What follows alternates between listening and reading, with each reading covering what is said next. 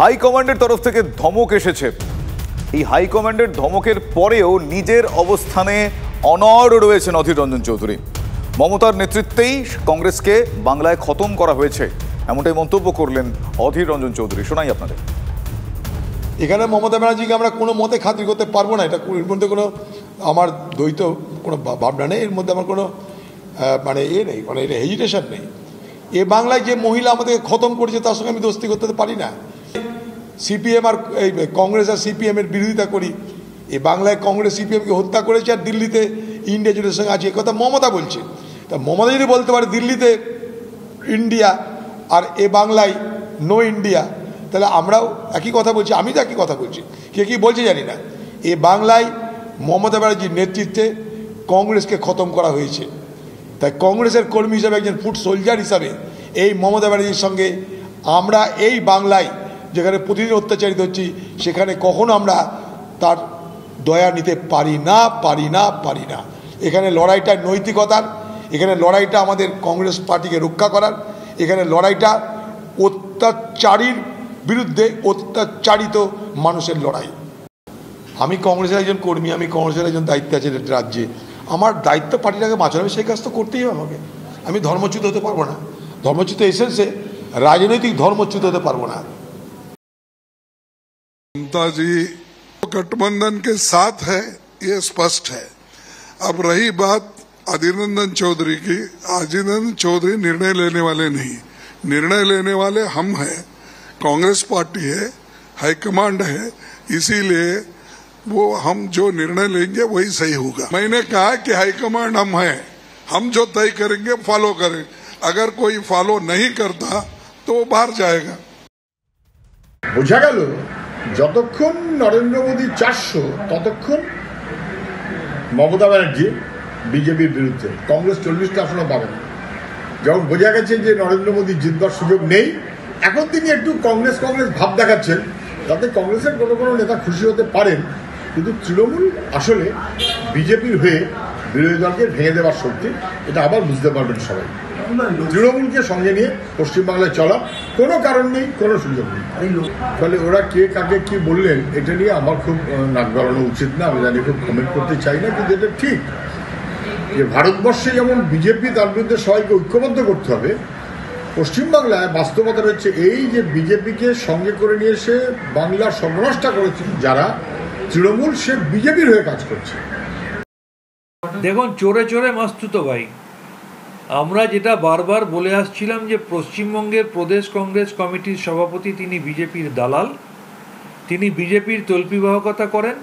সেই জন্য সিপিএম এবং আইএসএফের সাথে হাত মিলিয়ে বিজেপি বিরোধী একমাত্র শক্তি তৃণমূলকে সবসময় আক্রমণ করেন। কিন্তু এই অধীরবাবুর নেতৃত্বে শতাব্দী প্রাচীন কংগ্রেস বাংলায় শূন্য হয়ে যাওয়ার পরেও তিনি ইস্তফা দেননি।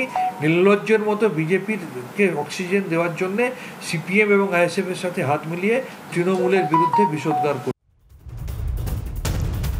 ভোট চলাকালীনও উত্তর কলকাতায় তৃণমূলের অন্দরে চরম কুন্দল। দলে থেকে দলের বিরুদ্ধে মুখ খুলে বারবার বিতর্ক বাড়িয়েছেন কলকাতা পুরসভার 49 নম্বর ওয়ার্ডের কাউন্সিলর, যার নাম মোনালিসা বন্দ্যোপাধ্যায়। এবার সুদীপ বন্দ্যোপাধ্যায়ের প্রচার পুস্তিকায় অভিষেক বন্দ্যোপাধ্যায়ের ছবি না থাকা নিয়েও সরব হলেন মোনালিসা। সদ্য উত্তর কলকাতার তৃণমূল প্রার্থী সুদীপ বন্দ্যোপাধ্যায় নির্বাচনী প্রচারের জন্য দুটি প্রচার পুস্তিকা সামনে আসে, তা নিয়ে ক্ষোভ প্রকাশ করেন মোনালিসা। পুস্তিকায় বহু ছবি থাকলেও তাতে অভিষেকের কোনো ছবি না থাকায় সুদীপকে নিশানা করলেন তৃণমূল কাউন্সিলর। দুদিন আগে আমরা মিছিল করেছি ক্যান্ডিডেটের সমর্থনে, সুতরাং এইটা বলা ভুল হবে যে আমরা ক্যান্ডিডেটের বিপরীতে কথা বলছি। কিন্তু হ্যাঁ, এটাও ঠিক যেটা কালকে যেই একটা বুকলেট বেরিয়েছে, ওই বুকলেটের মধ্যে অভিষেক বন্দ্যোপাধ্যায় আমাদের যে নেতা, আমাদের ইউথ আইকন, তার ফটোটা ছিল না। আমার ব্যক্তিগত হিসেবে আমার নিজের খুব খারাপ লেগেছে। তো যখন তার ছবিটা পেলাম না, আমার মনে হয়েছে সামহাও এটা কারেকশন করা খুব দরকার ছিল। যারাই প্রিন্ট করেছে আমার মনে হয় যদি আরেকবার ছাপলে জিনিসটা ভালো হয়, এই বার্তাটা খুব ভালো যাবে। দেখুন, ইন্টেনশনালি কে করেছে সেটা তো আমি বলতে পারবো না, কিন্তু ভুলটা যদি হয়ে থাকে ইন্টেনশনাল আনইনটেনশনাল এটা তো সরাসরি আমরা দেখতে পাচ্ছি, কিন্তু এই ভুলটা যদি রেকটিফাই করা হয় আমার মনে হয় তৃণমূল কংগ্রেসের জন্য এটা খুবই ভালো একটা বার্তা যাবে যে যারা আছে যারা অভিষেক বন্দ্যোপাধ্যায়কে দেখে অনুপ্রাণিত হয় তাদেরকে তারা একটা ভালো একটা বার্তা যাবে। দেখুন সবাইকে তো এটা ঠিক না, এটা আপনি যেভাবে বলছেন, দেখুন সবাই কিন্তু ভোট নিয়ে ব্যস্ত রয়েছে। যদি কোনো একটা ভুল হয় বা কিছু ওটাকে আইডেন্টিফাই একটা যদি কর্মী করে থাকে, এটার ভুলটা কোথায় আমি বুঝতে পারছি না। এটা ঘটনা অভিষেককে মোটেই পছন্দ করেন নবীন প্রবীণ প্রশ্নে ও প্রবীণদের দিকে, যতগুলো প্রবীণ আছে এখনো তাদের দিকে, এবং অভিষেক যে বিরোধী যে একটা শক্তি দলে কাজ করে সবসময় তার নেতৃত্বে সুদীপ ব্যানার্জি।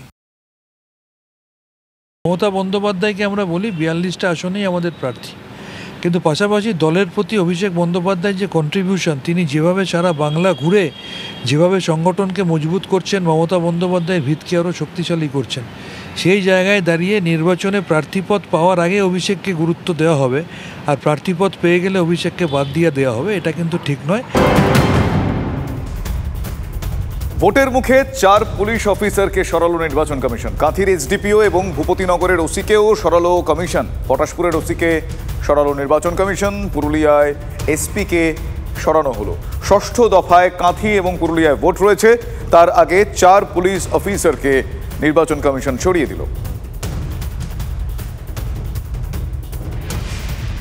অন্যদিকে ভোটের ঠিক আগের দিনই বেলাগাম বিজেপি জেলা সভাপতি দেবদাস মণ্ডল ভোটে বাধা দিতে এলে 3 হাত লম্বা বাঁশ দিয়ে ঠ্যাং ভেঙে দেবেন, মহিলারা ঝাঁটা খুন্তি নিয়ে বিদায় দেবেন। সাংবাদিক সম্মেলনে এমনটাই নিদান বিজেপি জেলা সভাপতি দেবদাস মণ্ডলের। লোকসভার মানুষকে বলবো, মায়েদের বলবো, আপনারা আগামীকাল সকাল সকাল গিয়ে ভোট দেবেন এবং সংঘবদ্ধ হয়ে ভোট দেবেন।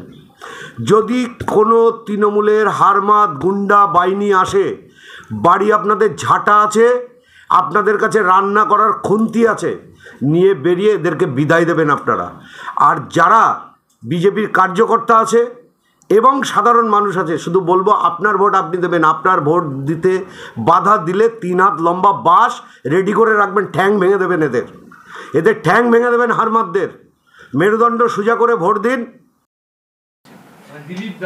দেখুন, আপনাকে মাথায় রাখতে হবে, আপনি যে স্কুলে পড়ছেন সেই স্কুলের হেডমাস্টার বা অ্যাসিস্ট্যান্ট হেডমাস্টার যে টোনে পড়াবেন আপনি তো সেটাই শিখবেন। ভারতবর্ষের স্বরাষ্ট্রমন্ত্রী এসে বলছেন উল্টো করে টাঙিয়ে তাদেরকে শিখিয়ে দেবো, তো তাদের দেখে উদ্বুদ্ধ হচ্ছেন প্রাক্তন রাজ্য সভাপতি, প্রাক্তন সর্বভারতীয় সহসভাপতি, যিনি বলছেন বুকে পা দিয়ে দেবো, পেটে পা দিয়ে দেবো, মেরে গর্ত করে পুঁটে দেবো, কবর দিয়ে দেবো, উল্টো করে ঝুলিয়ে মারবো। তাকে দেখে প্ররোচিত কেউ বলছেন গুলি করে দেবো, বুকে গুলি করে দাও। বিজেপির সেই নেতার কথা আপনাদের নিশ্চয়ই মনে আছে, অনুরাগ ঠাকুর, যিনি বলেছেন দেশ কি ড্যাশ ড্যাশ ড্যাশ, গলি মারো ড্যাশ ড্যাশ ড্যাশ। সুতরাং এটা বিজেপির কালচার। আসলে এর মধ্যে দিয়ে তাদের হারের জন্যে যে ভয়, সেই ভয়ের একটা বহিঃপ্রকাশ।